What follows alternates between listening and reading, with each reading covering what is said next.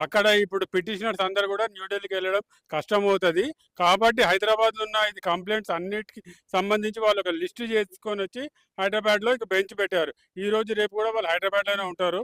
మేము ప్రవీణ్ పగడాల గురించి మా రిక్వెజిషన్స్ ఇద్దరు, ముగ్గురు, నలుగురు పిటిషనర్స్ అందరూ పిటిషన్ తీసుకొనొచ్చారు. ఎవరైతే న్యూఢిల్లీకెళ్ళి దీన్ని సబ్మిట్ చేయలేదో కొత్తగా మా అప్లికేషన్స్‌కి అవకాశం ఇవ్వండని ఇక్కడ మా చీఫ్ జస్టిస్ గారికి, ఇది నేషనల్ హెచ్ఆర్‌సి చైర్మన్ గారికి అప్లికేషన్స్ ఇచ్చాము.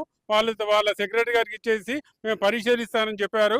ఇప్పుడు పిటిషనర్స్‌లో ఏమేమి ఉందంటే ప్రతి ఎఫ్ఎస్ఎల్ రిపోర్ట్ గానీ, మన యాక్సిడెంట్ వెహికల్ ఎంత స్పీడ్‌లో వెళ్ళింది, అక్కడ ఫుటేజెస్ గురించి ఆర్టీఐలో అన్ని అప్లికేషన్స్ పెట్టాము. మాకు ఏది కూడా టాలీ కావడం లేదు కాబట్టి మళ్ళీ మాకు ఫర్దర్ ఇన్వెస్టిగేషన్ కావాలి.